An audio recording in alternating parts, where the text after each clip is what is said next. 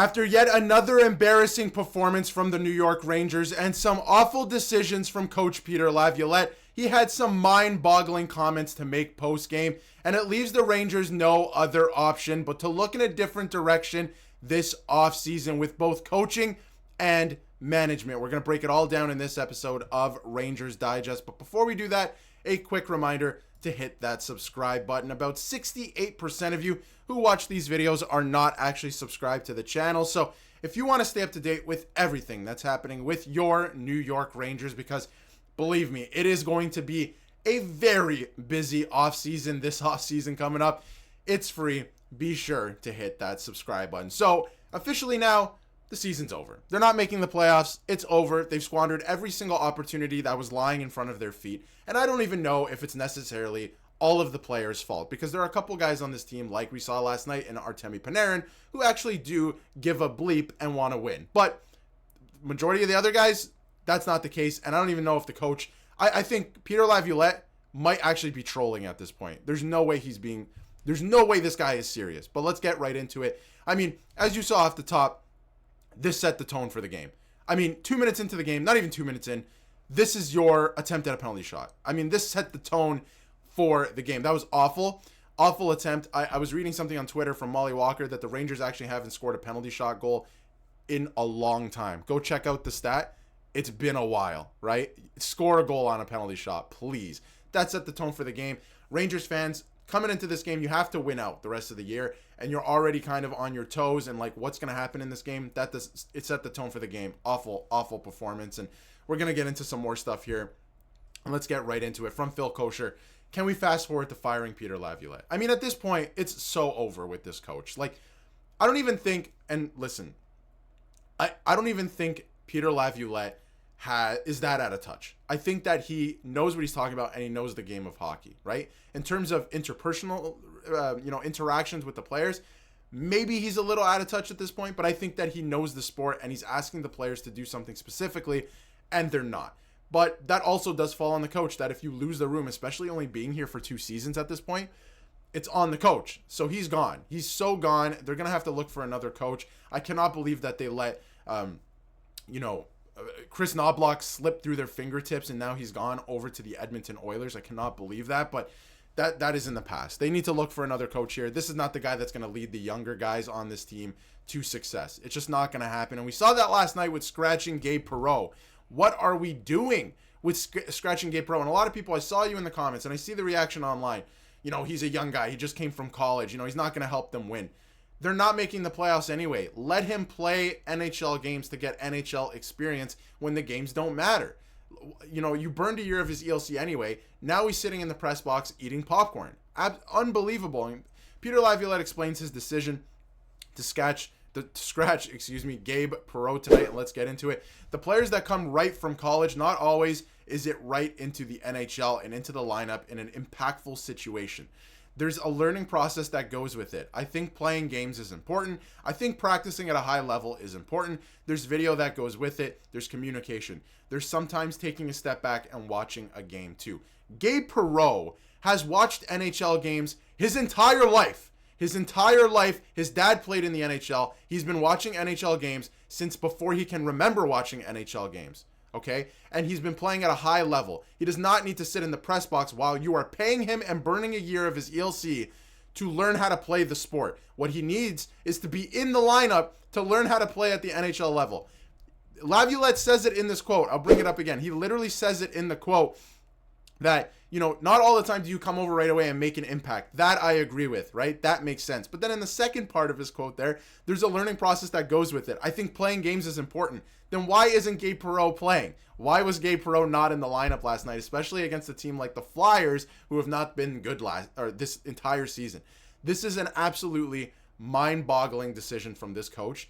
To me, at least. Let me know in the comments what you think. But the fact that Gabe Perreault was scratched at all this season, with only a handful of games left when he came over, burning a year of his ELC, is a borderline fireable offense in its own right. I mean, and he's done so much this season otherwise. I mean, borderline fireable offense to me. That is unbelievable. Gabe Perreault does not need to sit in the press box eating popcorn to watch the Rangers, especially this Rangers team, play hockey. You want to watch an NHL game? Don't watch this year's New York Rangers play hockey if you want to learn how to play hockey, which Gabe Perreault doesn't need to learn how to play hockey. He's been watching hockey his whole life.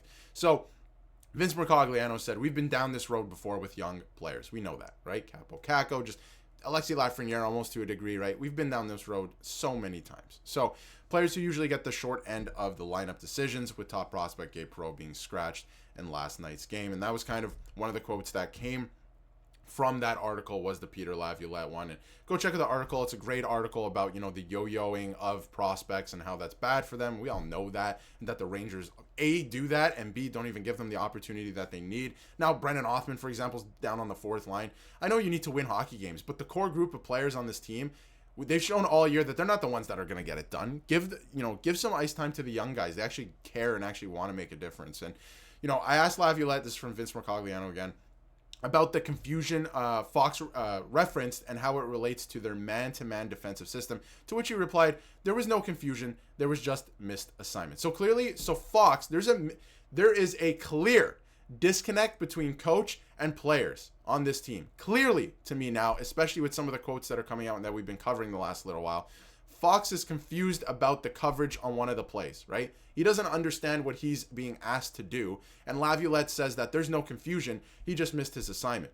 But Fox has no idea what he's doing, because the defensive structure sucks on this team. It's horrible. And Laviolette's come out and said it. Trocheck's actually come out and said that there's no problem with the structure. There is a problem with the structure, because you're not a good hockey team and you're letting in way too many goals. You're relying way too much on your goaltender, who's one of the best in the NHL and does deserve his contract. And I hate the Shesterkin hate. He is worth the contract. He just has to overcompensate too much for the defense and the defensive structure in front of him, which is awful. There is a problem with this defensive structure. It doesn't work. And clearly Laviolette is asking them to do it time and time again. They're not doing it. It's a two-way street. It's both of their fault, but Laviolette's probably going to pay the price for it. Let's be honest. And there's too much outside of that, right? And speaking of outside of that, and I want to touch on, because I was just touching on Shesterkin quickly there, from Mike Rupp, right, on the NHL Network. The New York Rangers have one of the best goalies in the world, and they don't help him out. And I've been trying to make this point all season, that they do not help Igor Shesterkin out. And he's been letting in goals all season that you're like, this is very uncharacteristic of him. And it's because he's having to overcompensate all season, because he has no idea what the defense in front of him is going to do at any given moment, right? I truly believe that. I do. And Chris Chelios, even NHL legend, who was in the building last night, by the way, or not in the building, he was on the broadcast, the TNT broadcast, and he was talking to Sam Rosen before the game, and I thought that was pretty good. Go check out that interview as well. But he said, I don't think that they're working hard. This is a guy who's played, many, many seasons in the NHL. He's an NHL legend, a hockey legend. He's won Stanley Cups, and he's saying that I do not believe that this team is working hard. You can't teach hard work. And, you just got to do it. You just got to do it. You got to work hard. The skill is there, but it doesn't matter if you're not going to work hard. And that is something that the last coach in Gerard Gallant was saying and made very clear. So clearly, there you go. And speaking of not working hard, not helping your goaltender, this team this year is not helping their goaltender. Look at the power play percentages ranked year by year. 3 years ago, they were ranked 4th in the league. 2023, they were 7th. Last year, top 3 power play in the entire NHL. This year, 27th. They're 27th in power play percentage this year. Absolutely horrendous. And I do want to, end the video, because this has been a little negative, and I do like to stay optimistic. There's a lot to look forward to as well. Next season, there's going to be a whole refresh. You're going to have a whole season of JT Miller not having to deal with everything that was happening in Vancouver, because he hasn't had a good season to his, standard either. Will Cooley was fantastic this year. I bought his jersey. It's on the wall behind me, and I love his play. And he owns the most hits, 290 in a New York Rangers single season this season. He beat out Ryan Callahan, who had 285 in a season. So he's only going to get better too. He's having a career year himself. And the last thing I wanted to touch on too was Johnny Brodzinski. We touched on it yesterday.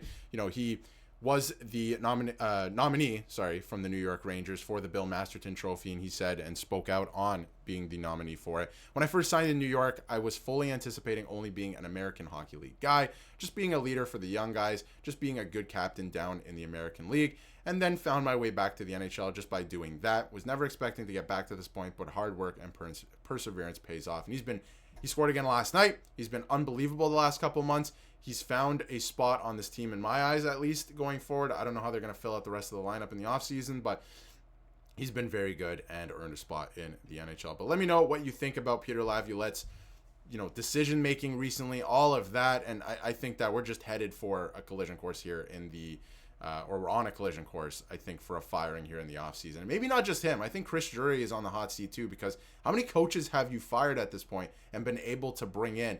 And you haven't built that good of a team either. So going to be very interesting to see what happens this offseason. But one thing's for sure, this season is done. The Rangers are going to miss the playoffs. But let me know what you think in the comments. And if you haven't yet, hit that subscribe button so you get to stay up to date with everything New York Rangers.